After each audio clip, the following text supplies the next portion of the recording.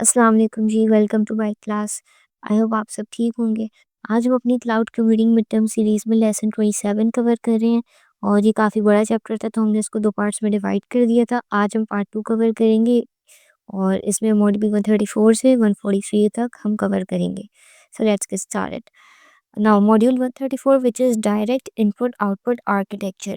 एक direct input output architecture क्या होता है ये समझने से पहले हम समझते हैं कि इनपुट आउटपुट वर्चुअलाइजेशन क्या होती है, इस आर्किटेक्चर में होता क्या है।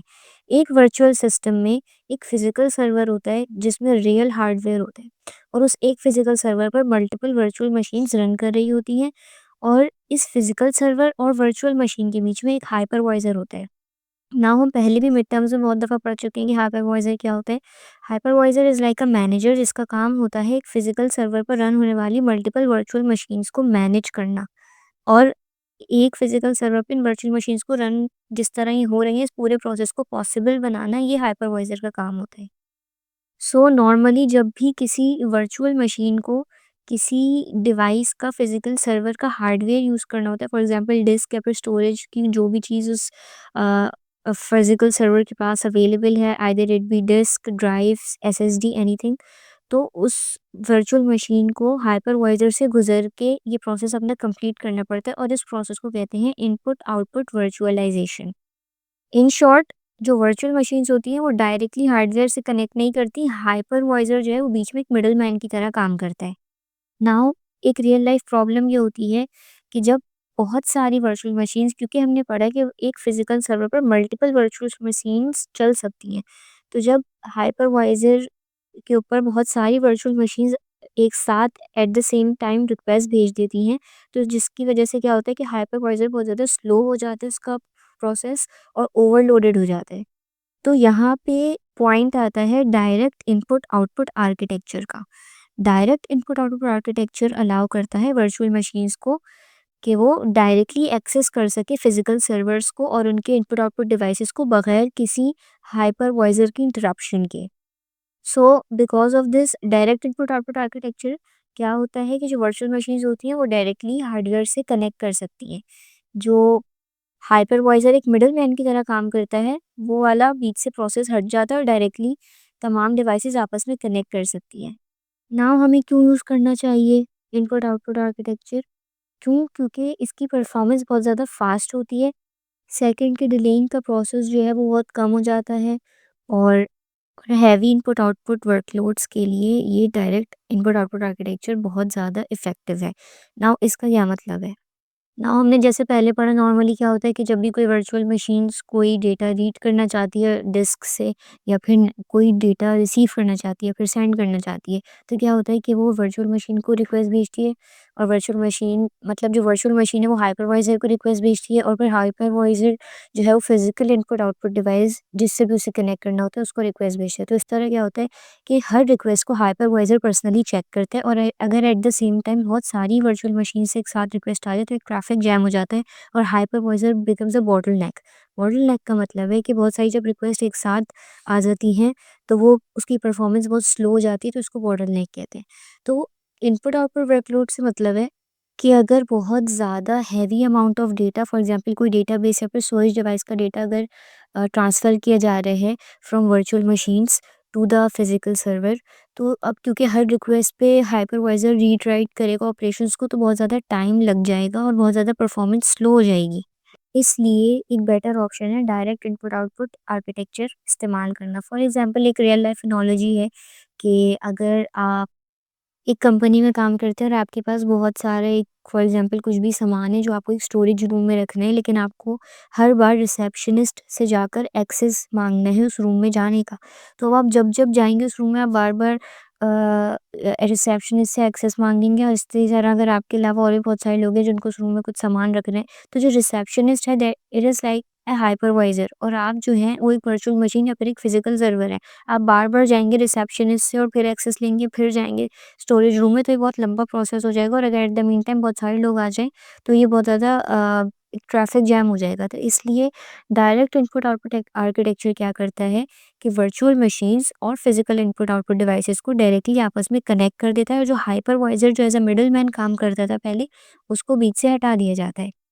नाउ ये जो पूरा प्रोसेस है वर्चुअल मशीन्स और फिजिकल सर्वर्स को डायरेक्टली आपस में कनेक्ट करने के लिए जो इनपुट आउटपुट आर्किटेक्चर है, इस पूरा प्रोसेस को पॉसिबल बनाने के लिए एक चीज़ जो सबसे ज़्यादा इम्पोर्टेंट है वो है सीपीयू की कंपैटिबिलिटी। जो फिजिकल सर्वर का सीपीयू है उसको लाजमी वो डायरेक्ट इनपुट आउटपुट आर्किटेक्चर को सपोर्ट करना चाहिए, कंपैटिबल होना चाहिए कि वो इस आर्किटेक्चर को सपोर्ट कर सके। क्योंकि हर सर्वर, हर सीपीयू इतना कंपैटिबल नहीं होता कि वो इस आर्किटेक्चर को सपोर्ट कर सके। और बगैर सीपीयू की सपोर्ट के डायरेक्ट इनपुट आउटपुट आर्किटेक्चर जो है वो पॉसिबल नहीं होता।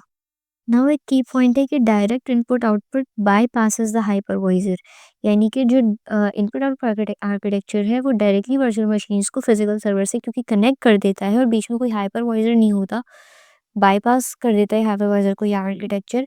तो यहाँ पर एक कंट्रोल और सिक्योरिटी की ज़रूरत है। इसकी वजह से कुछ एडिशनल कंपोनेंट्स इस आर्किटेक्चर में यूज़ किए जाते हैं। वो एडिशनल कंपोनेंट्स हैं cloud usage monitor, logical network parameter and pay per use monitor. Now cloud usage monitor का काम होता है, जैसे कि हमें नाम से पता लग रहा है, क्लाउड यूजेज मॉनिटर यानी कि क्लाउड जो है वो कितना यूज़ कर रहा है हार्डवेयर, इसको मॉनिटर करना इसका काम होता है। ये ट्रैक करता है कि एक वर्चुअल मशीन कितना हार्डवेयर इस्तेमाल कर रही है। फिर है पेपर यूज मॉनिटर। इसका काम होता है तमाम हार्डवेयर जो भी हार्डवेयर जितना यूज़ हो रहा है उस सबको मेजर करना ताकि बिलिंग प्रोसेस ईज़िली सक्सेसफुली किया जा सके। क्योंकि हमने पढ़ा था कि एक बेनिफिट क्लाउड कंप्यूटिंग का ये है कि आप जितनी ज़्यादा सर्विस इस्तेमाल कर रहे हैं सिर्फ उतना ही आपको पे करना होता है। तो इसका काम होता है कि हार्डवेयर को मेजर करना ताकि उसी के हिसाब से बिलिंग की जा सके।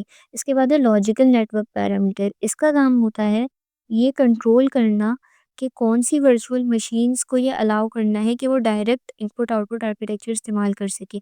ये हर वर्चुअल मशीन को अलाउ नहीं करती कि वो डायरेक्टली हाइपरवाइज़र को बायपास कर सके ताकि कोई अनऑथराइज्ड एक्सेस वगैरह को प्रिवेंट किया जा सके और कोई भी इस तरह की जो साइबर अटैक्स होती हैं और सिक्योरिटी की वजह से ये हर वर्चुअल मशीन को अलाउ नहीं करती कि वो डायरेक्टली फिजिकल सर्वर से कनेक्ट कर सके।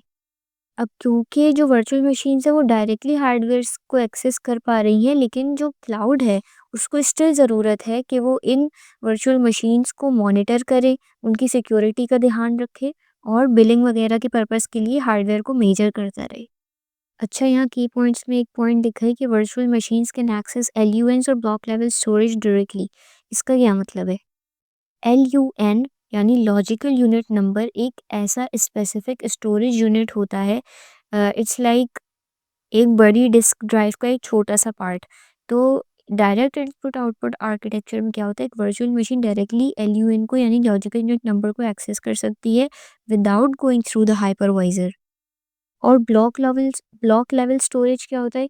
इसका मतलब है रॉ स्टोरेज ब्लॉक्स, यानी कि कुछ फाइल्स या एक एप्रोप्रिएट फाइल्स तरह का कुछ नहीं, बट एक रॉ स्टोरेज ब्लॉक्स होती हैं जिसमें आप रैंडमली कुछ भी डेटा डाल सकती हैं सेव करने के लिए टेम्परेरीली।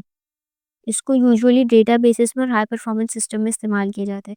तो directly input output architecture allow करता है वर्चुअल मशीन्स को कि वो डायरेक्टली डेटा रीड या राइट कर सके स्टोरेज ब्लॉक्स के अंदर, और इससे क्या होता है बहुत हाई स्पीड परफॉर्मेंस मिल जाती है जिससे हमारा काम और एफिशिएंटली हो सकता है।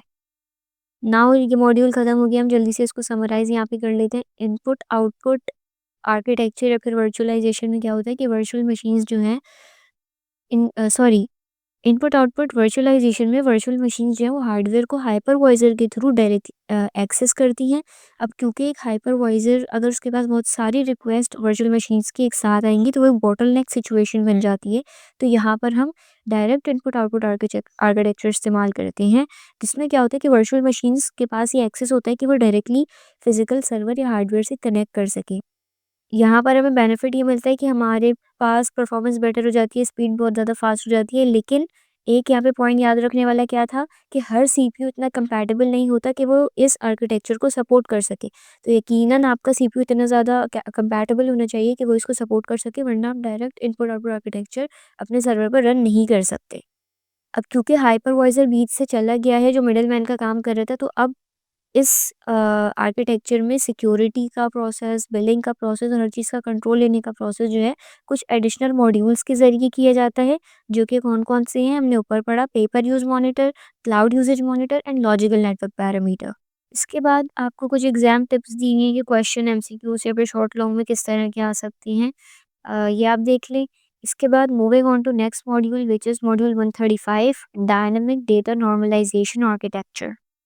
ये एक ऐसा आर्किटेक्चर है जिसका काम होता है आपकी स्टोरेज से डुप्लीकेट डेटा को रिमूव करना, ताकि स्पेस, टाइम और कॉस्ट बचाई जा सके। नाउ डुप्लीकेट डेटा को हटाना क्यों ज़रूरी है? अक्सर क्या होता है कि क्लाउड सिस्टम्स में जो यूज़र्स होते हैं कुछ, वो क्या करते हैं कि सेम डेटा को बार-बार अगेन एंड अगेन वो सेव कर लेते हैं। कुछ सेम सॉफ्टवेयर इंस्टॉलर है, कोई सेम इमेजेस हैं, वीडियोस है, डॉक्यूमेंट्स है, कुछ बैकअप फाइल्स हैं। तो इससे क्या होता है कि जो डेटा मल्टीपल टाइम्स स्टोर है, तो उसकी वजह से हमारी स्टोरेज स्पेस वेस्ट हो रही है। अगर हमें कोई काम का डेटा, इंपॉर्टेंट डेटा सेव करना है, तो उसके लिए हमारे पास स्पेस नहीं है। अब क्योंकि हम दूसरी चीज़ ये है कि क्लाउड स्टोरेज जो है वो पेड होती है। जितना ज़्यादा डेटा होगा उतने ज़्यादा और हमें पैसे भरने हैं, जिसकी वजह से हमारी कॉस्ट भी ज़ाया हो रही होती है। और तीसरा है कि हमारी स्पीड स्लो हो जाती है प्रोसेसेस की। क्यों? क्योंकि जो सर्वर है, जो क्लाउड है, वो और ज़्यादा टाइम लेता है डेटा को स्टोर डेटा को बैकअप करने में, फिर उसको कॉपी करने में, फिर गो थ्रू करने में। फिर डेटा सिंक्रोनाइज़ेशन के इश्यूज़ होते हैं, जैसे कि मल्टीपल कॉपीज़ हैं एक ही चीज़ की, तो उनको अपडेटेड रखना ज़रूरी है। फिर जो भी चीज़ मिसमैच हो रही है उसको रिज़ॉल्व करना, इसमें बहुत टाइम लगता है। तो जो क्लाउड प्रोवाइडर है, उस पर बहुत ज़्यादा बर्डन पड़ जाता है, क्योंकि उसे और ज़्यादा मॉनिटरिंग करनी पड़ती है और ज़्यादा मैनेजमेंट करनी पड़ती है और ज़्यादा डिस्क इस्तेमाल करनी पड़ती है स्टोरेज बढ़ाने के लिए। तो इसका सॉल्यूशन है डायनेमिक डेटा नॉर्मलाइजेशन। इस आर्किटेक्चर का काम होता है डुप्लीकेट डेटा को ऑटोमैटिकली डीडुप्लीकेशन यूज़ करके हटा देना स्टोरेज से। ये सिंपली क्या करता है कि जो डेटा इसके पास एक बार स्टोर्ड है, अब चाहे जितने भी users, multiple users same data बार-बार अपलोड करें, वो उसको अपनी स्टोरेज में सिर्फ़ एक ही बार स्टोर करता है। तो इससे हमारी स्पेस भी बचती है, टाइम भी बचती है और कॉस्ट भी बचती है। नाउ ये आर्किटेक्चर काम कैसे करते हैं, हम स्टेप बाय स्टेप पढ़ते हैं। सबसे पहले स्टेप में क्या होता है कि यूज़र ने एक डेटा अपलोड किया। कोई भी फाइल हो सकती है, कुछ डेटा ब्लॉक हो सकता है, कुछ भी हो सकता है। डेटा अपलोड किया, अब सेकंड स्टेप में क्या होता है कि उस डेटा को छोटे-छोटे ब्लॉक्स में डिवाइड कर दिया जाता है और हर ब्लॉक को एग्ज़ामिन किया जाता है स्टोर करने से पहले, यानी उसको चेक किया जाता है। स्टेप 3 में क्या होता है कि एक हैश कोड जनरेट किया जाता है। हैश कोड एक यूनिक डिजिटल फिंगरप्रिंट की तरह हम समझ लें। उसको क्रिएट किया जाता है based on the data content. अगर सेम डेटा है तो सेम हैश कोड होगा, डिफरेंट डेटा है तो डिफरेंट हैश कोड होगा। इसके बाद फोर्थ स्टेप में क्या होता है कि उस हैश कोड को कंपेयर किया जाता है with the hash codes of already stored data. अगर उसमें इसके बाद डिसीजन फिफ्थ स्टेप में होता है कि अगर कोई डुप्लीकेट डेटा मिलता है इस प्रोसेस में, कि अगर 2 जो है हमारे पास डेटा स्टोर्ड है, उनका हैश कोड सेम है, तो उसको दोबारा स्टोर नहीं किया जाता और अगर नहीं है, तो फिर उसको एक न्यू डेटा की जगह सेव कर दिया जाता है। नाउ एक याद रखने वाली बात ये है कि इसको डायनामिक क्यों कहा जाता है? इसको डायनामिक आर्किटेक्चर इसलिए कहा जाता है, क्योंकि ये जो पूरा चेकिंग का प्रोसेस है, एग्ज़ामिनिंग का प्रोसेस है, ये ऑटोमैटिकली होता है इन द रियल टाइम। जैसे ही कोई डेटा अपलोड होता है, फ़ौरन हर दफ़ा जब-जब कोई नया डेटा अपलोड होता है, तब-तब ये पूरा आर्किटेक्चर, पूरा प्रोसेस रिपीट होता है, इसमें कोई मैनुअल वर्क नहीं है। इसके कुछ की बेनिफिट्स ये हैं कि सबसे पहले तो स्टोरेज की जो कितनी स्टोरेज इस्तेमाल हो रही है, ये हमारे पास यूसेज रिड्यूस हो जाती है। उसके बाद कस्टमर्स के लिए, कंज्यूमर्स के लिए कॉस्ट बहुत ज़्यादा कम हो जाती है कि जितना कम डेटा होगा उतना कम उनको पे करना पड़ेगा। इसके बाद क्योंकि अब एक ही डेटा एक ही दफ़ा स्टोर्ड है, तो इसलिए बैकअप करना और उसको स्टोर करना, ये प्रोसेस बहुत ज़्यादा फास्ट हो जाता है। सिंक्रोनाइज़ेशन इश्यूज़ जो हैं एलिमिनेट हो जाते हैं और क्लाउड स्टोरेज का रिसोर्सेज का बहुत एफिशिएंटली इस्तेमाल हम कर सकते हैं। ये मॉड्यूल हमारा यहीं पे ख़त्म हो गया। इसके बाद आपको अगेन कुछ एग्ज़ाम के हवाले से क्वेश्चंस दिए हुए हैं। ये सिर्फ एक एग्जांपल होती है कि इस तरह के सवाल एग्ज़ाम्स में आ सकते हैं, आप इनको देख सकते हैं। इसके बाद moving on to module 136 which is elastic network capacity architecture. Elastic network capacity architecture का काम होता है कि नेटवर्क की बैंडविड्थ को, यानी नेटवर्क की कैपेसिटी को ऑटोमैटिकली इंक्रीज या डिक्रीज कर देना बेस्ड ऑन द ट्रैफिक, यानी जब ट्रैफिक कम होगी तो उस नेटवर्क की बैंडविड्थ को कम कर देना, जब ट्रैफिक ज़्यादा है तो नेटवर्क की बैंडविड्थ को, उसकी कैपेसिटी को बढ़ा देना ताकि परफॉर्मेंस पर कोई इफ़ेक्ट ना हो, परफॉर्मेंस कभी स्लो डाउन ना हो। नाउ प्रॉब्लम क्या होती है, तो बहुत सारे यूज़र्स अचानक से आ जाते हैं कि बहुत सारी वीडियोज़ हैं, डेटाबेस है फॉर एग्ज़ाम्पल, या फिर डाउनलोड हो रही हैं, तो नेटवर्क जो है वो स्लो हो जाता है। इवन अगर आपका सीपीयू कंपैटिबल है और स्टोरेज भी ठीक-ठाक है, लेकिन बहुत ज़्यादा अचानक से जब बहुत ज़्यादा ट्रैफ़िक आ जाता है तो आपकी परफ़ॉर्मेंस और एफ़िशिएंसी पे इफ़ेक्ट होता है, नेटवर्क बैंडविड्थ। इसलिए ट्रैफ़िक को देखते हुए कम या ज़्यादा करना ज़रूरी है। ना अगर नेटवर्क बैंडविड्थ आपको नहीं समझ में आ रहा तो आप समझिए कि एक रोड है, जिस रोड से आपके डेटा को ट्रैवल करना है, तो वो रोड जितनी ज़्यादा चौड़ी होगी, उतना ज़्यादा आपका डेटा ईज़िली ट्रैवल कर पाएगा। तो ये एक रोड की विड्थ की तरह है नेटवर्क बैंडविड्थ, यानी कि नेटवर्क की कैपेसिटी। तो ऐसी सिचुएशंस को प्रिवेंट करने के लिए, बचाने के लिए सॉल्यूशन होता है इलास्टिक नेटवर्क कैपेसिटी। ये जो आर्किटेक्चर है, ये एक सॉफ्टवेयर बेस्ड स्केलिंग का इस्तेमाल करता है नेटवर्क की बैंडविड्थ को इंक्रीज़ करने के लिए जब ट्रैफ़िक हाई है, और नेटवर्क की बैंडविड्थ को रिड्यूस करने के लिए जब ट्रैफ़िक लो है। नाउ ये काम कैसे करता है? हर यूज़र या फिर हर वर्चुअल मशीन जो है वो एक सेपरेट नेटवर्क पोर्ट के साथ कनेक्टेड होती है ताकि एक आइसोलेशन रखी जा सके और सिक्योरिटी को मेंटेन किया जा सके। तो जो ऑटोमेटेड स्केलिंग लिसनर्स होते हैं, उनका काम होता है नेटवर्क की ट्रैफिक को मॉनिटर करना, कंजेशन और यूसेज स्पाइक्स को मॉनिटर करना। कंजेशन का मतलब होता है कि चेक करना कि कहीं रश तो नहीं लग गया है, बहुत सारे ट्रैफिक अचानक से तो नहीं आ गए, बहुत सारा डेटा अचानक से या फिर यूजर्स अचानक से तो नहीं आ गए हैं। और यूसेज स्पाइक्स का मतलब होता है कि डेटा कब इंक्रीज हो रहा है, डिक्रीज हो रहा है, इस चीज़ को मॉनिटर करना, एनालाइज करना।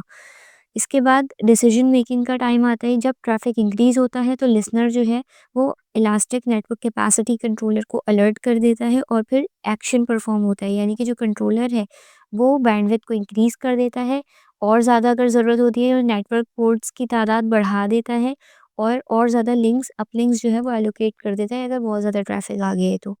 और अगर और ज़्यादा स्टोरेज की ज़रूरत होती है, तो फिर जो नेटवर्क पोर्ट्स होते हैं, वो नेटवर्क पोर्ट रिसोर्स पूल से और ज़्यादा नेटवर्क पोर्ट्स ले लेता है। कोई मैनुअल कॉन्फ़िगरेशन नहीं होती है, सारा काम डायनामिक होता है, ऑटोमैटिकली होता है, किसी ह्यूमन अ, इंटरप्शन की ज़रूरत नहीं होती।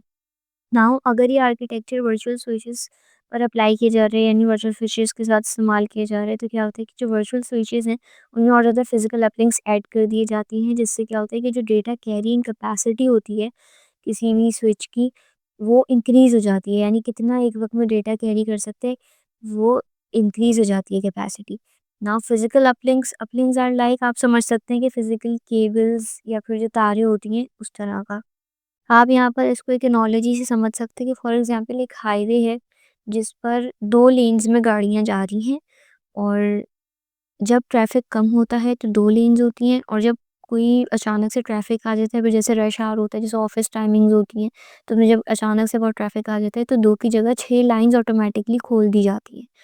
तो ये आप समझ सकते हैं as an example of elastic network capacity architecture. इसके बाद moving on to next module which is module 137, cross storage device vertical tiering architecture.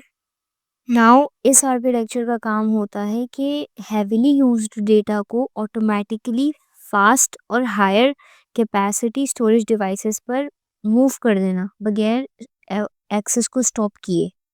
Now cloud storage में क्या होता है, प्रॉब्लम क्या होती है कि कुछ डेटा, जैसे कि फॉर एग्जांपल कोई स्पेसिफिक डेटाबेस है या फिर कुछ एक्टिव फाइल्स हैं जो बार बार यूज़ होती हैं और बहुत ज़्यादा यूज़ होती हैं, और बहुत ज़्यादा रिक्वेस्ट आती है उनके लिए, तो करंट स्टोरेज डिवाइस जो है वो उसकी वजह से स्लो हो जाती है।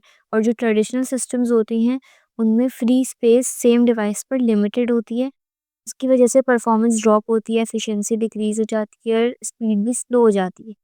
तो इसका सॉल्यूशन होता है cross storage device vertical tiring. Now ये आर्किटेक्चर क्या करता है, बजाय इसके कि वो सेम स्टोरेज डिवाइस को अपग्रेड करे या फिर उसमें मजीद कोई स्टोरेज डिवाइस ऐड करे, ये आर्किटेक्चर जो है क्या करता है कि जो लॉजिकल यूनिट नंबर होते हैं उनको मूव कर देता है to a better storage device. अभी जो न्यू डिवाइस है ये मजीद और ज़्यादा रिक्वेस्ट पर सेकंड के हिसाब से हैंडल कर पाती है, और लार्ज डेटा को ईज़िली मैनेज कर पाती है, और ये जो पूरा प्रोसेस है, ये सब ऑटोमैटिकली होता है, इसमें मैनुअल एफर्ट की ज़रूरत नहीं होती। नाउ जैसे हम ऊपर पढ़ चुके हैं लॉजिकल यूनिट नंबर क्या होता है, हम दोबारा पढ़ लेते हैं कि लॉजिकल यूनिट नंबर जो एक लॉजिकल चंक होता है किसी भी स्टोरेज का, जिसका काम होता है डेटा को स्टोर करना। और ये जो LUN है, लॉजिकल चंक है स्टोरेज का, ये वर्चुअल मशीन्स और एप्लीकेशंस के ज़रिए एक्सेस किया जा सकता है। आप समझे एक वर्चुअल डिस्क की तरह एक्ट करता है, एक वर्चुअल स्टोरेज डिवाइस की तरह एक्ट करता है। नाउ ये प्रोसेस कैसे काम करता है? सबसे पहले जो ऑटोमेटेड स्केलिंग लिसनर है, उसका काम होता है मॉनिटर करना। क्या मॉनिटर करना कि कितनी ज़्यादा रिक्वेस्ट जो है वो हर लॉजिकल यूनिट नंबर को आ रही हैं। फिर based on that number of request वो एक लिमिट सेट कर देता है, एक थ्रेशोल्ड डिफाइन कर देता है। फॉर एग्जांपल कि इफ अगर एक LUN पर लेस देन 10,000 रिक्वेस्ट आ रही है पर सेकंड, तो ये स्पेसिफिक एक्शन परफॉर्म करना है। तो इस तरह की प्रीसेट लिमिट सेट कर दी जाती हैं और जब भी कभी वो एक्शन वो ट्रिगर होता है, फॉर एग्जांपल जैसे हमने ऊपर पढ़ा, अभी मैंने बताया आपको कि 10,000 रिक्वेस्ट पर सेकंड अगर आएंगी तो फिर क्या करना है। ये जो एक लिमिट सेट की गई थी, जब ये लिमिट ट्रिगर हो जाती है तो फिर जो लिसनर है, ऑटोमेटेड लिसनर, वो स्टोरेज मैनेजमेंट मॉड्यूल को एक सिग्नल सेंड करता है, जिसके बाद जो लॉजिकल यूनिट नंबर है उसको एक हाई टायर स्टोरेज डिवाइस पर मूव कर दिया जाता है, जो कि और ज़्यादा फास्ट होती है और ज़्यादा पावरफुल होती है as compare to the previous one. और ये जो पूरा प्रोसेस होता है, इस पूरे प्रोसेस के बीच में डेटा एक्सेस में कुछ भी इंटरप्शन नहीं होती और जो एप्लीकेशंस चल रही होती है वो उसी तरह कंटिन्यूअसली वर्क करती रहती है नॉर्मली, और ये कहीं भी स्टॉप नहीं होता प्रोसेस। नाउ ये जो आर्किटेक्चर है ये क्यों बेहतर है ट्रेडिशनल स्टोरेज से, और इसके हम यहाँ पे 4 पॉइंट्स पढ़ रहे हैं। सबसे पहला है कि जो ट्रेडिशनल सिस्टम्स होते हैं उनमें फ्री स्पेस लिमिटेड होती है, यानी कि स्टोरेज जितनी भी है वो आपको लिमिटेड पहले से सेटेड लिमिट आपको मिलती है और उसी के हिसाब से आपको उसमें डेटा स्टोर करना होता है। लेकिन वर्टिकल टायरिंग में क्या होता है कि कोई स्पेस कंस्ट्रेंट नहीं होती, आपकी जितना भी डेटा आप स्टोर करेंगे उसकी बेसिस पर आपको उतनी स्पेस दे दी जाएगी। सेकेंडली जो ट्रेडिशनल सिस्टम्स होते हैं उनमें मैनुअली अपग्रेड्स किए जाते हैं by any human interruption, but vertical tiring में क्या होता है, ये सब सारा काम फुल्ली ऑटोमेटेड होता है, ऑटोमेटिक होता है, इसमें किसी भी ह्यूमन इंटरेक्शन की ज़रूरत नहीं पड़ती। दूसरा जो सॉरी थर्ड पॉइंट है कि ट्रेडिशनल अप्रोच में क्या होता है कि ये पूरा जब प्रोसेस हो रहा होता है, अगर एक जगह से डेटा को दूसरी जगह पे ट्रांसफ़र करना है, अगर स्टोरेज डिवाइस ट्रांसफ़र करनी है एक जगह से दूसरी जगह, डेटा ट्रांसफ़र करना है, तो उसमें डाउन टाइम पॉसिबल था कि आ सकता है। लेकिन जो वर्टिकल टायरिंग है, जब इसमें प्रोसेस होता है एक LUN को मूव करना दूसरी डिवाइस पर जो मज़ीद फास्टर है, तो इस पूरे प्रोसेस में कोई इंटरप्शन नहीं होती और सारी डिवाइसेस और सारी एप्लीकेशंस बगैर किसी इंटरप्शन के कंटिन्यूअसली नॉन स्टॉप वर्क करती रहती हैं। इसके बाद नाउ इस आर्किटेक्चर की वजह से बहुत ज़्यादा जो हाई रिक्वेस्ट लोड्स होते हैं उनको हैंडल करना आसान होता है और परफॉर्मेंस जो है वो ऑटोमेटिकली इम्प्रूव हो जाती है, और माइग्रेशन यानी कि ट्रांसफ़र का जो प्रोसेस होता है उसके दरमियान कोई डाउन टाइम नहीं होता और बिल्कुल भी सिस्टम जो है वो रुकता नहीं है, एक्सेस कंटिन्यू रहता है तमाम एप्लीकेशंस के पास। और इस आर्किटेक्चर में जो है वो लोकल स्टोरेज स्पेस की तरह लिमिटेड नहीं होता। Based on the data capacity जो है वो स्टोरेज स्पेस बढ़ा दी या कम कर दी जाती है। इसके बाद moving on to next module which is module 138, infra storage device vertical data tiering architecture. इस आर्किटेक्चर का काम होता है कि एक डेटा को सेम स्टोरेज डिवाइस के अंदर दूसरी फास्टर डिस्क में ट्रांसफ़र कर देना, ताकि स्टोरेज परफॉर्मेंस को इम्प्रूव किया जा सके। नाउ इसकी ज़रूरत क्यों पड़ती है? समटाइम्स क्या होता है, डेटा को आप किसी दूसरे स्टोरेज डिवाइस में मूव नहीं कर सकते ड्यू टू सिक्योरिटी रीजंस और एनी लीगल कंप्लायंस रूल्स, तो जो डेटा है उसको लाज़मी एक ही स्टोरेज डिवाइस के अंदर रखना होता है। इसकी वजह से यहाँ पर intra storage device vertical tiring इस्तेमाल की जाती है। ये इस्तेमाल कैसे होती है, डेटा स्टोर कैसे किया जाता है? डेटा को एक लॉजिकल यूनिट नंबर में स्टोर किया जाता है और हर लॉजिकल यूनिट नंबर जो है उसको एक डिस्क पर होस्ट किया जाता है। नाउ एक सिंगल स्टोरेज डिवाइस में मल्टीपल डिस्क होती हैं और हर डिस्क की डिफरेंट स्पीड और कैपेसिटी होती है। जैसे कि फॉर एग्जांपल एक डिस्क के अंदर 3 जो है वो अ, एक स्टोरेज डिवाइस के अंदर 3 डिस्क हैं और तीनों डिस्क की स्पेस, कैपेसिटी और स्पीड तीनों डिफरेंट है। नाउ ये प्रोसेस काम कैसे करते हैं? सबसे पहले डिस्क ग्रेडिंग होती है, यानी कि हर डिस्क जो है, जो कि किसी स्टोरेज डिवाइस में मौजूद है, वो ग्रेडेड होती है। ग्रेड 1 में एचडीडी फॉर एग्ज़ाम्पल ग्रेड 1 है, जिसमें एचडीडी यानी कि सबसे स्लो डिस्क होती है। ग्रेड 2 में एसडीडी जो कि मीडियोकर लेवल होती है, मीडियोकर स्पीड की होती है, और ग्रेड 3 में हाई स्पीड एसडीडी होती है, जो सबसे ज़्यादा हाईएस्ट होती है, और कैपेसिटी में फ़ास्ट होती है स्पीड में, और उसकी कैपेसिटी ज़्यादा होती है as compare to other disk.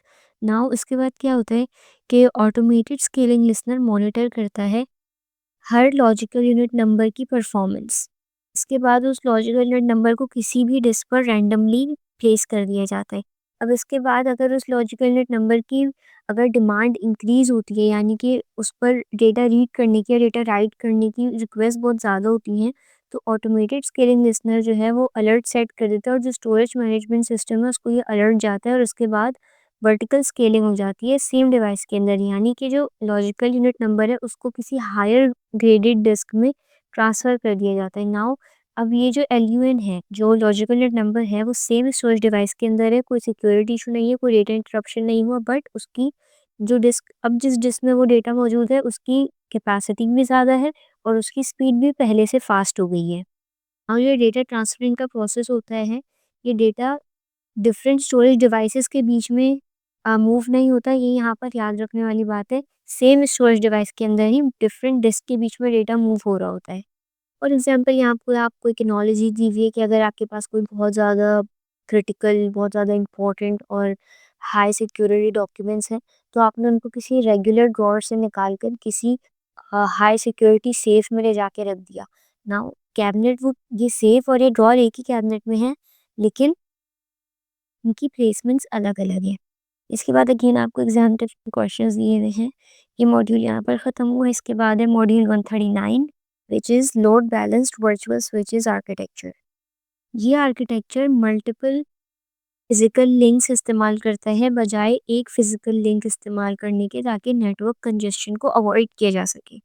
Now normally क्या होता है कि एक फिजिकल सर्वर जो कि वर्चुअल मशीन्स के साथ मल्टीपल वर्चुअल मशीन्स के साथ कनेक्टेड है, वो वर्क के साथ कनेक्ट होता है यूजिंग वन फिजिकल अपलिंक, यानी एक फिजिकल लिंक अपलिंक मैंने बताया था आपको, आप ऐसे समझ सकते हैं ऐसे कोई केबल या वायर है। तो ये एक फिजिकल सर्वर नेटवर्क के साथ कनेक्ट करने के लिए एक फिजिकल लिंक के साथ यूजुअली कनेक्ट होता है, और जो वर्चुअल मशीन्स होती है उनका तमाम ट्रैफिक इस सिंगल लिंक के ज़रिए होकर गुजरता है।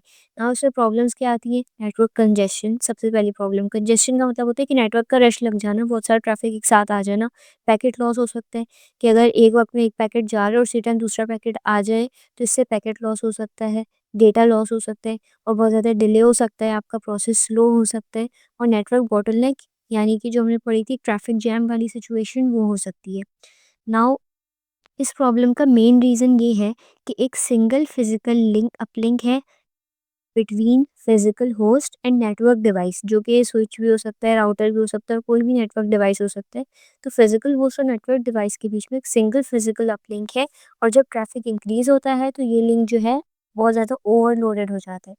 तो ये जो आर्किटेक्चर है, load balanced virtual switches architecture, ये क्या करता है, ये बजाय एक फिजिकल अपलिंक इस्तेमाल करने की ये मल्टीपल फिजिकल अपलिंक्स इस्तेमाल करता है पर फिजिकल सर्वर, यानी जितने फिजिकल सर्वर्स हैं, हर सर्वर का एक से ज़्यादा अपलिंक्स होते हैं, एक से ज़्यादा फिजिकल अपलिंक्स होते हैं, और ये जो अपलिंक्स होते हैं ये सर्वर को नेटवर्क डिवाइसेस से कनेक्ट करती हैं। तो पहला काम जो ये आर्किटेक्चर करता है वो है कि मल्टीपल फिजिकल अपलिंक्स का इस्तेमाल करना। दूसरा काम है लोड बैलेंसिंग करना। नाउ जो नेटवर्क ट्रैफिक होती है वो मल्टीपल अपलिंक्स में डिस्ट्रीब्यूट हो जाती है यूजिंग लिंक एग्रीगेशन टेक्निक्स, यानी कि कोई भी एक सिंगल लिंक जो है वो तमाम ट्रैफिक कैरी नहीं करती, मल्टीपल डेटा को डिस्ट्रीब्यूट कर दिया जाता है मल्टीपल लिंक्स के बीच में। इससे लोड बैलेंस हो जाता है और किसी एक लिंक कोई एक लिंक ओवरलोड नहीं होता।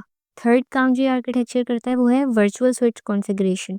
नाउ एक सर्वर पर मौजूद वर्चुअल स्विच जो है वो इस तरह से कॉन्फ़िगर किया जाता है कि वो तमाम अपलिंक्स को कंटिन्यूअसली इस्तेमाल कर सके, और ये डिसाइड कर सके कि ट्रैफिक को किस तरह से स्प्रेड करना है और डिस्ट्रीब्यूट करना है। तो इन वर्चुअल स्विचेस को इस तरह से कॉन्फ़िगर किया जाता है कि डेटा को continuously without any interruption spread किया जा सके। नाउ ये कैसे काम करता है? एक सर्वर है, एक फिजिकल सर्वर है और उसके मल्टीपल एनआईसीज हैं। एनआईसी मतलब फिजिकल अपलिंक। तो एक सर्वर है जिससे मल्टीपल फिजिकल अपलिंक्स कनेक्टेड है। अब जो वर्चुअल स्विच है वो इन तमाम फिजिकल अपलिंक्स के साथ कनेक्टेड है। जितना भी इनकमिंग और आउटगोइंग ट्रैफिक है उसको बहुत ही बैलेंस्ड तरीके से स्प्लिट कर दिया जाता है इन तमाम फिजिकल अपलिंक्स के बीच में। और अब जो ट्रैफ़िक है, वो इन तमाम मल्टीपल अपलिंक्स में ईज़िली कंटीन्यूअसली बगैर किसी इंटरप्शन के फ़्लो करता रहता है, जिसकी वजह से कंजेशन यानी कि जो ट्रैफ़िक जमा हो जाता है, बॉटलनेक सिचुएशन हो जाती है और रश हो जाता है, वो और एक पैकेट लॉस सिचुएशन जो होती है, जब डेटा लॉस होता है, वो रिड्यूस हो जाता है। इस आर्किटेक्चर का एक सबसे बड़ा फ़ायदा ये है कि एक हाई अवेलेबिलिटी आर्किटेक्चर है, यानी कि अगर किसी भी रीज़न के तहत एक अपलिंक फ़ेल हो जाता है, तो बाकी के अपलिंक्स कंटिन्यूअसली काम करते रहते हैं और एक्सेसिबल रहते हैं, उन पे कोई फ़र्क नहीं पड़ता, कोई इफ़ेक्ट नहीं होता। फॉर एग्ज़ाम्पल एक एनालॉजी है कि एक single uplink is like one road और multiple uplinks are like multiple roads. अगर तमाम गाड़ियाँ एक रोड पे चलेंगी तो ट्रैफिक जाम होगा। अगर तमाम गाड़ियों को 3 रोड्स में डिवाइड कर दिया जाए तो स्मूथ ट्रैफिक चलेगा। ना कुछ की बेनिफिट्स इस आर्किटेक्चर के हैं कि इसकी वजह से जो बॉटलनेक सिचुएशन होती है, जो एक कंजेशन वाली सिचुएशन होती है, वो एलिमिनेट हो जाती है, कम हो जाती है, बहुत ज़्यादा रिड्यूस हो जाती है। डेटा लॉस नहीं होता और परफॉर्मेंस और स्पीड इम्प्रूव होती है, डिले नहीं होता। वर्चुअल मशीन्स और फिज़िकल सर्वर्स हमेशा अवेलेबल रहते हैं। किसी एक के फेल होने से कोई दूसरा फिज़िकल अपलिंक पे फ़र्क नहीं पड़ता, जिसकी वजह से ये फ़ॉल्ट टॉलरेंट भी है। तो इसकी सिंपल अगर हम डेफिनेशन देखें तो load balanced virtual switch architecture जो है वो नेटवर्क ट्रैफिक को डिस्ट्रीब्यूट कर देता है between multiple physical uplinks using link aggregation, ताकि और कंजेशन को प्रिवेंट किया जा सके और हाई अवेलेबिलिटी को इंश्योर किया जा सके। Now moving on to another module which is module 140 multipath resource access architecture। ये आर्किटेक्चर का काम होता है किसी एक सेम क्लाउड रिसोर्स के लिए मल्टीपल नेटवर्क पाथ्स को रिजर्व रखना, ताकि अगर कोई एक पाथ किसी वजह से फेल हो जाता है तो बाकी के पाथ्स यूज़ करके हम एक्सेसिबिलिटी को कंटिन्यू रख सकें। नाउ इमेजिन करें कि एक फिजिकल सर्वर कनेक्टेड है मल्टीपल वर्चुअल मशीन्स के साथ। तमाम वर्चुअल मशीन्स जो हैं वो एक शेयर्ड क्लाउड स्टोरेज इस्तेमाल करती हैं और सिर्फ एक नेटवर्क लिंक है between the server and the storage. अगर वो लिंक किसी वजह से फेल हो जाता है तो क्या होगा? तमाम वर्चुअल मशीन्स जो है वो स्टोरेज से को एक्सेस नहीं कर पाएंगी, एक्सेस खो देंगी, वर्चुअल मशीन्स क्रैश कर जाएंगी और सर्विसेज डाउन टाइम में चली जाएंगी। तो इसलिए हम multi path resource access architecture इस्तेमाल करती हैं, ताकि हम मल्टीपल पाथ्स को रिजर्व रख सकें सेम क्लाउड रिसोर्स के लिए, ताकि अगर किसी एक पाथ को कुछ होता है तो दूसरे पाथ्स जो हैं वो एक्सेसिबल रह सकें।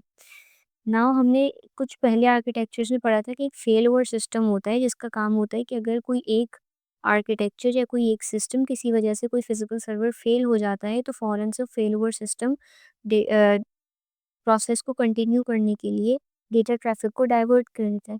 तो हम यहाँ पे ये आर्किटेक्चर क्यों इस्तेमाल करें? हम मल्टी पाथ रिसोर्स आर्किटेक्चर क्यों इस्तेमाल करें? हम क्यों एक फेलओवर सिस्टम नहीं इस्तेमाल कर सकते? तो जो फेलओवर सिस्टम्स होते हैं, सबसे पहली बात कि उनको एक्टिवेट करने में टाइम लगता है, वो बहुत ज़्यादा एक्सपेंसिव होते हैं।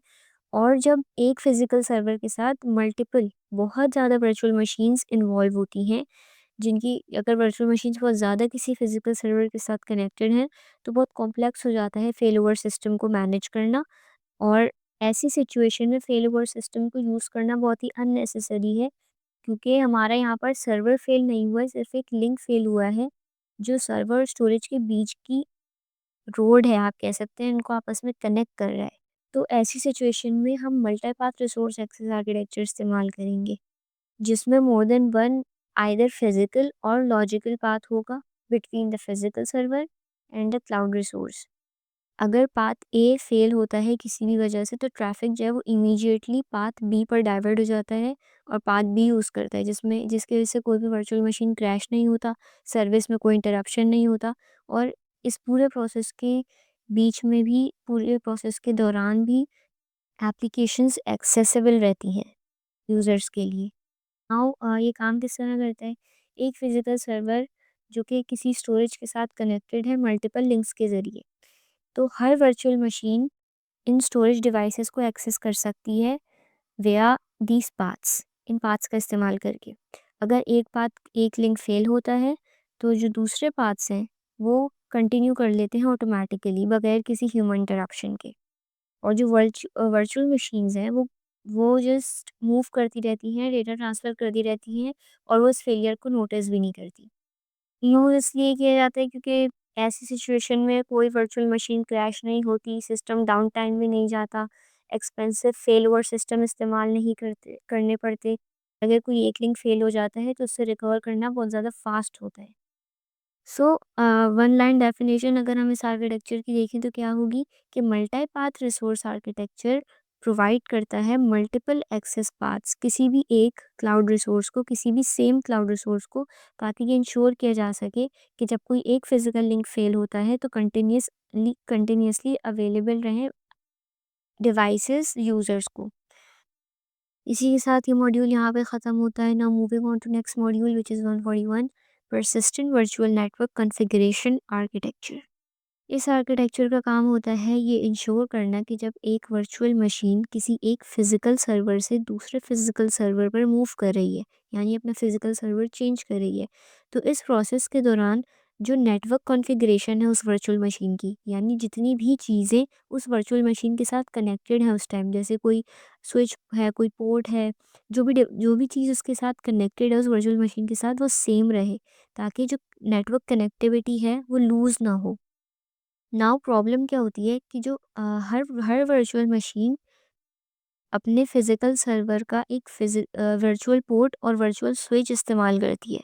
यानी कि जब कोई वर्चुअल मशीन किसी फिजिकल सर्वर के साथ कनेक्ट होती है तो उस फिजिकल सर्वर के वर्चुअल स्विच के साथ उस वीएम का वर्चुअल मशीन का वर्चुअल पोर्ट कनेक्टेड होता है। जब कोई वर्चुअल मशीन माइग्रेट कर रही होती है, यानी अपनी फिजिकल सर्वर चेंज कर रही होती है, किसी दूसरे फिजिकल सर्वर पर मूव कर रही होती है, तो ये हो सकता है कि वो सर्वर जो नया सर्वर है जिस पे अब वो वर्चुअल मशीन मूव कर रही है उसका पोर्ट नंबर सेम ना हो।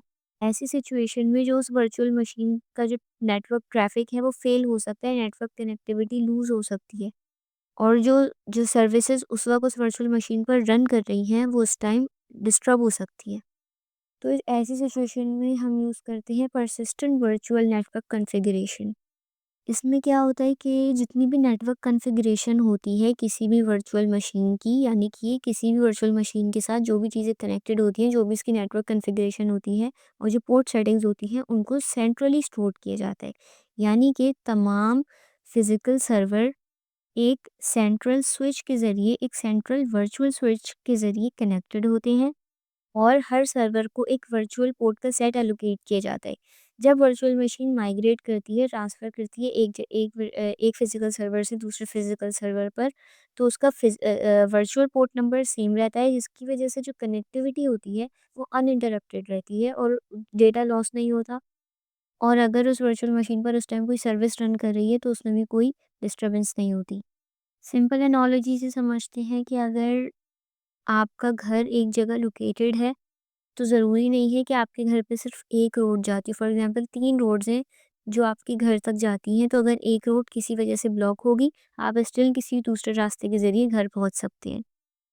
एक सिंपल एनालॉजी से समझते हैं कि फॉर एग्ज़ाम्पल अगर आप अपनी सिम चेंज कर रहे हैं या फिर अपना फ़ोन चेंज कर रहे हैं, तो आप अपना नंबर सेम रखते हैं, ताकि जब ये प्रोसेस हो रहा है अगर उस दौरान कोई आपको कॉल करे, तो आप अटेंड कर सकें ताकि सर्विस में कोई डिस्ट्रप्शन ना हो। ये सेम एग्ज़ाम्पल है as persistent virtual network configuration architecture। इसके बाद है हमारा next module 142 redundant physical connection for virtual servers architecture.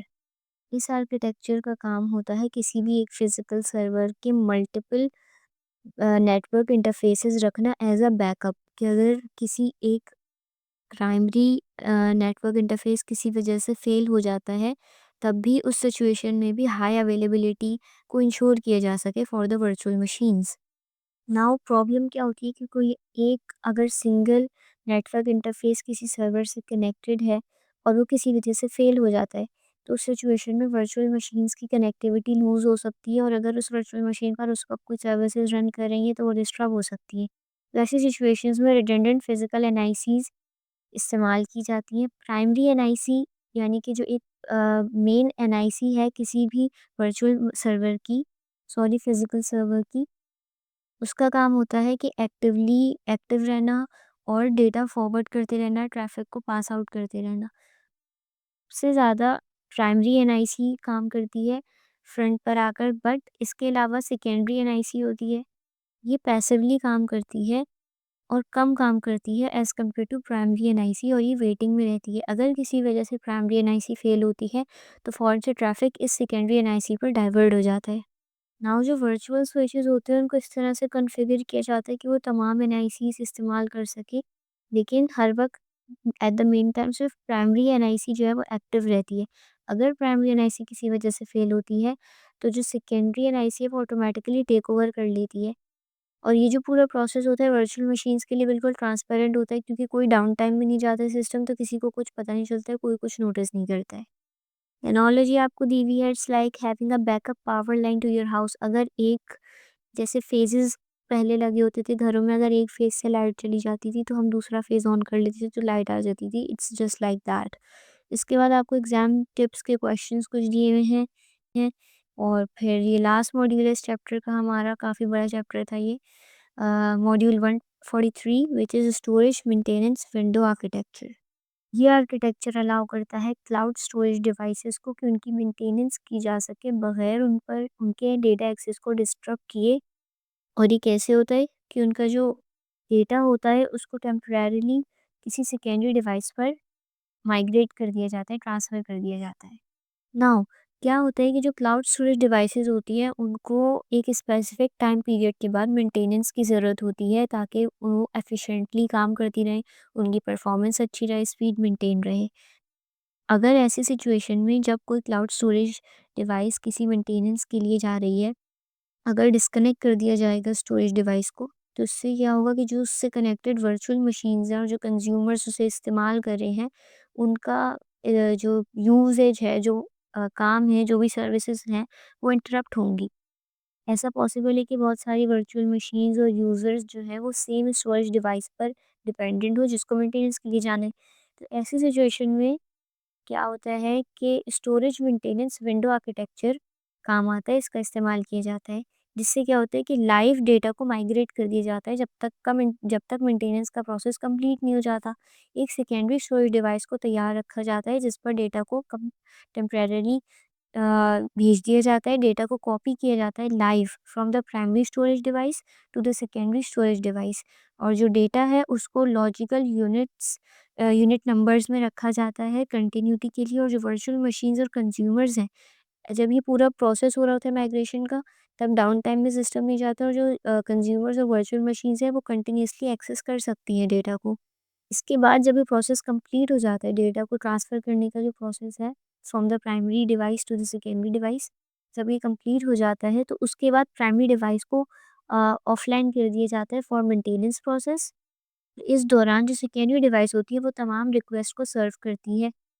Maintenance के बाद डेटा को दोबारा से मूव कर दिया जाता है सेकेंडरी स्टोरेज से प्राइमरी स्टोरेज पर। और ये पूरा प्रोसेस जो है वो बिल्कुल ट्रांसपेरेंट होता है to the users and the virtual machines, यानी उनको बिल्कुल भी पता ही नहीं चलता कि सिस्टम डाउन टाइम में नहीं जाता है। तो ये इस तरह से पूरा वर्क करता है स्टोरेज मेंटेनेंस विंडो आर्किटेक्चर। कुछ की पॉइंट्स यहाँ पर याद रखने वाले ये हैं कि इस पूरे प्रोसेस के दौरान ज़ीरो डाउन टाइम होता है बिल्कुल भी। पूरे मेंटेनेंस के लिए जब कोई क्लाउड स्टोरेज आती है तो क्योंकि पूरा प्रोसेस ट्रांसपेरेंट होता है to the virtual machines and to the consumers, तो बिल्कुल भी सिस्टम डाउन टाइम में नहीं जाता है। सेकंड, जो लाइव डेटा ट्रांसफ़र होता है, डेटा माइग्रेट किया जाता है, उसको लॉजिकल यूनिट नंबर्स की सूरत में किया जाता है टेम्परेरीली, ताकि कनेक्टिविटी और अवेलेबिलिटी को मेंटेन रखा जा सके ड्यूरिंग द मेंटेनेंस प्रोसेस। जो स्टोरेज सर्विसेज गेटवेज़ होते हैं, इस दौरान जितनी भी रिक्वेस्ट आती है वो ऑटोमैटिकली इनको रीडायरेक्ट कर देते हैं टू द सेकेंडरी स्टोरेज, जिससे सर्विस की रिलायबिलिटी और यूज़र का एक्सपीरियंस इम्प्रूव होता है। नाउ हमारी वीडियो ऑलरेडी बहुत ज़्यादा लंबी हो चुकी है, तो जो एमसीक्यूज़ का हमारा जो एक असेसमेंट का पार्ट होता है, वो हम इसमें नहीं करेंगे। जितने भी एमसीक्यूज़ इस चैप्टर से रिलेटेड हैं, जो असेसमेंट होगा, वो मैं डिस्क्रिप्शन में पिन कर दूँगी। आप कमेंट्स में आंसर दे सकते हैं। इसके अलावा अगर कोई और आपके क्वेश्चंस हो, तो वो आप ज़रूर पूछ सकते हैं। यहाँ पर एक इम्पॉर्टेंट बात ये है कि जितने भी हम आर्किटेक्चर्स पढ़ रहे हैं, कि ये याद रखना बहुत ज़रूरी है, इनके नाम और इनकी बेसिक डेफ़िनेशन कि ये काम क्या करता है। इनके नाम और इनके काम, ये 2 चीज़ याद रखना बहुत ज़रूरी है। बेशक आप बाकी डिटेल्स याद ना रखें, क्योंकि एमसीक्यूज़ और शॉर्ट क्वेश्चंस में सबसे ज़्यादा यही पूछे जाते हैं। हो सकता है आपको लॉन्ग क्वेश्चंस में वो एक डेफ़िनेशन दे दे और साथ में आर्किटेक्चर्स के नाम दे दे और आपको कॉलम मैच करना हो कि कौन-सी डेफ़िनेशन कौन से आर्किटेक्चर की है। तो ऐसे क्वेश्चंस भी आते हैं, इसलिए हर आर्किटेक्चर और उसकी बेसिक डेफ़िनेशन याद रखना बहुत ज़रूरी है। तो हमारा ये लेक्चर आज का यहीं ख़त्म होता है। अगर आपको कुछ समझ नहीं आया हो या कोई क्वेश्चन हो so you can ask in the comment below. और इसके अलावा अगर आपको वीडियो अच्छी लगी हो तो लाइक करें, अपने फ्रेंड्स के साथ शेयर करें और चैनल को सब्सक्राइब करें। इससे बहुत ज़्यादा मोटिवेशन मिलती है और ज़्यादा वीडियोज़ बनाने के लिए। एंड टिल देन अल्लाह हाफ़िज़।